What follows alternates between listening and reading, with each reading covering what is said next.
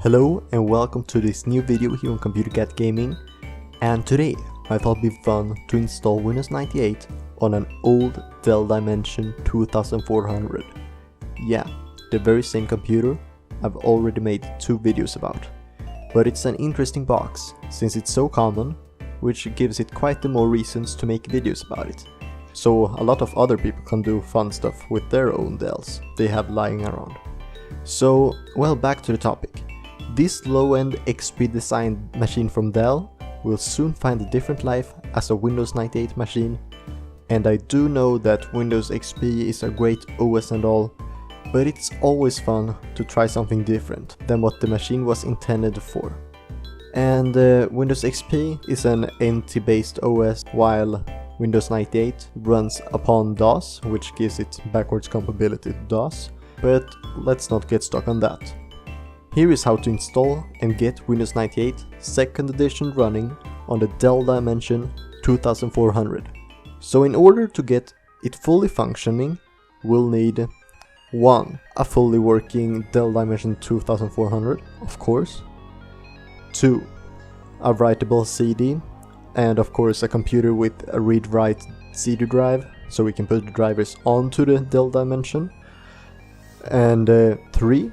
A Windows 98 2nd edition installation disk.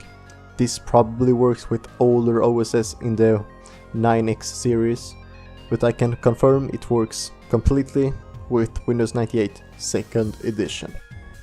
And 4. A PS2 keyboard and a PS2 mouse is very recommended, since I don't know why, but Windows 98 has quite the trouble recognizing the USB peripherals during installation, so I don't recommend using that.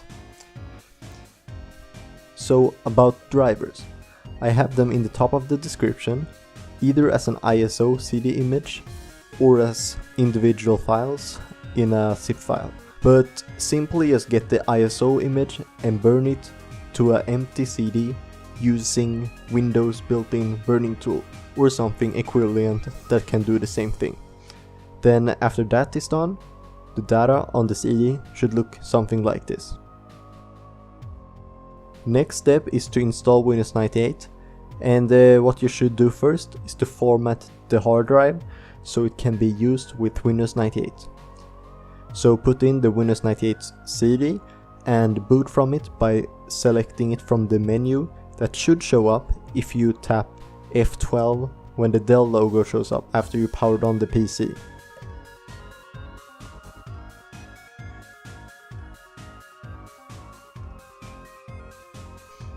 There you should see Start Computer with CD-ROM support, and after selecting that and pressing enter, you should see a MS-DOS prompt. So navigate to your CD drive by typing D: and pressing enter, and then typing CD Win98 and press enter again. Thereafter, you should open the disk management program called fdisk by simply typing fdisk and tapping enter. The program may ask if you want to enable large disk support, and do that by pressing Y and enter. The hard drive will likely have a partition or two from previous installations, such as XP, which uses the NTFS file format as its standard, so in order to proceed we need to remove everything. So big obvious disclaimer here. Removing and formatting partitions on the hard drive will make pre-existing information unusable. So if you do not want any data to get lost forever, I highly recommend that you use a different hard drive or doing backups on the data that is already on disk, because I am not responsible in any way if you do anything dumb that would remove all of your data. So use a different hard drive or backup the hard drive before proceeding. Okay, with that big disclaimer out of the way, let's delete the partitions. So by pressing 4, we can check what kind of partitions there are. So for example, if there are any DOS partitions or primary or extended or logical partitions, we better keep note on those so we know what we have. And in my case, I only got a primary partition, so I'll go back and press 3 and enter, and select delete primary DOS partition. And then type in the partition number, which in my case is 1. And accept by pressing Y and then enter. After that, go and press 1 and enter to create partitions and select the first alternative, create primary DOS partition. Then it will check your hard drive, and that might take a while, so wait. And after that, it will ask if you want to use the entire hard drive for your partition. You can go with yes if you want to keep it simple and only have one partition. But if you want to not use the whole hard disk, I recommend that you use the percent sign. So for example, if you got a 100 GB drive and type 50%, it will most likely give you 50 GB. But if you type like something like 50 GB, it might give you the wrong size, because Fdisk is infamous for being terrible at checking the hard disk sizes, at least from what I've seen and noticed myself. Then when it's done creating the partition, press escape and reboot the machine. Then boot from the CD again, like last time, by using the F12 menu and select Start Computer with CD-ROM support. Then navigate to the CD again, like before, by typing D: and enter. Then type CD Win98, press enter, and now you're in the Win98 folder on the CD. Now you should type format C:, and accept, and then wait, and wait, and wait. 2,000 years later. Then after a few years, it will ask if you want the label. If you want, you can just type one and then press enter. So now you should have a C drive that can be used for installing Windows 98.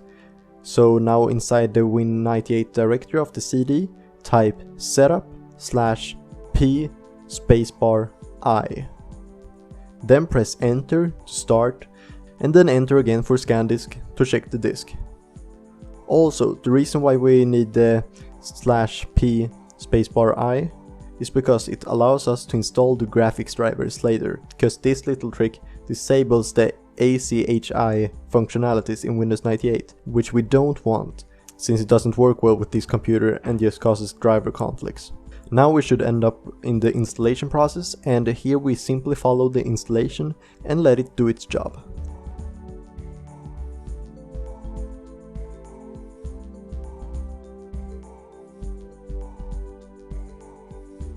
And there it should be fully installed, and now you should be able to access the desktop. So now you know what is the next step. Yep, installing the drivers. So now it's time to swap this with the driver disk you burned at the beginning of the video, copy all of the contents from the CD to a folder on the C drive,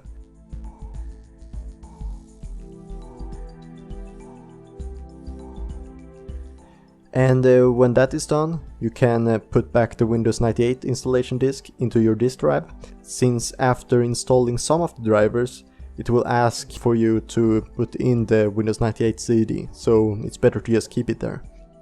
You might also have noticed, but among those drivers I've included a readme file, which got the steps for the rest of the installations of the drivers, but I'll still cover it here step by step in this video. So step 1, install the chipset drivers. Just run the installation and let it restart, and let Windows install all of the drivers required.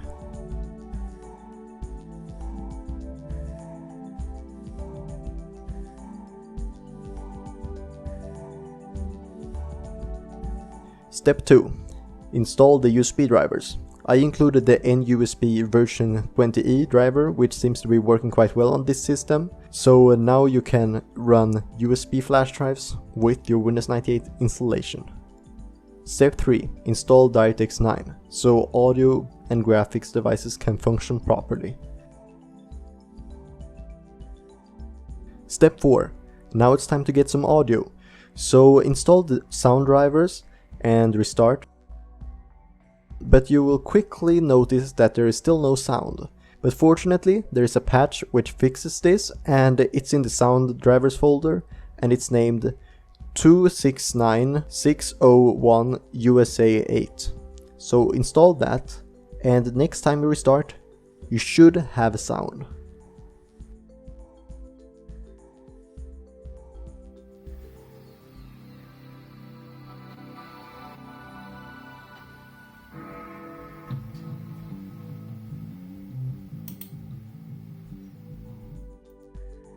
Step 5. Install the LAN driver. This is done by using the device manager and manually selecting the driver from there. So for this one there is no classy installation program.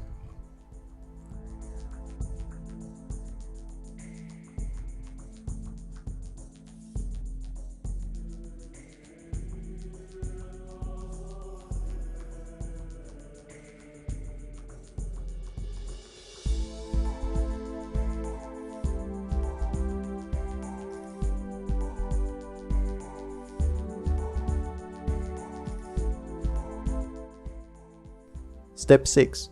Now we essentially got everything installed, but you clearly see we're missing out on the graphics. So the alternatives now is to either install the drivers for the integrated Intel Extreme graphics or the drivers for any PCI graphics card you might have lying around. You can't have both drivers installed at the same time, so if you got no PCI graphics card for use with this machine, just install the integrated graphics drivers and restart.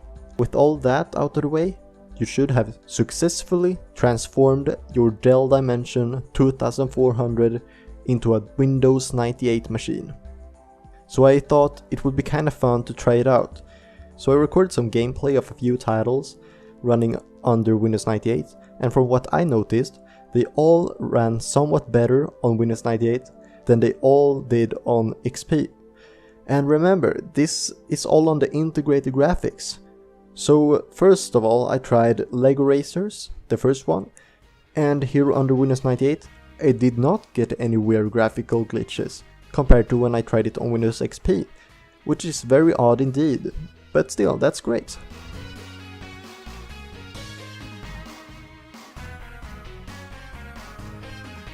The Sims one ran pretty much the same as under Windows XP, so I can't say anything except that it ran great.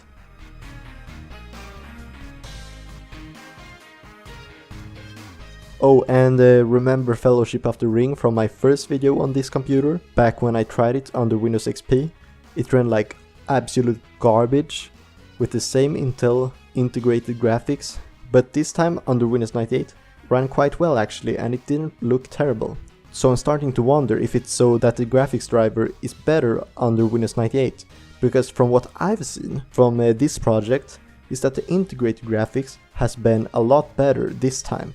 I mean, Lego Racers 2 was even playable on this integrated graphics, so I would consider this a big win in my book.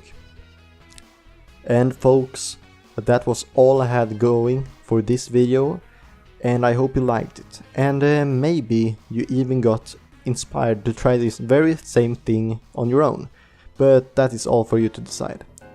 Just like you might also decide to press like and subscribe, as well as tapping the little notification bell, so you know when future videos get released, cause YouTube is absolutely terrible at sending notifications nowadays. But have a nice day and keep being awesome. Bye bye.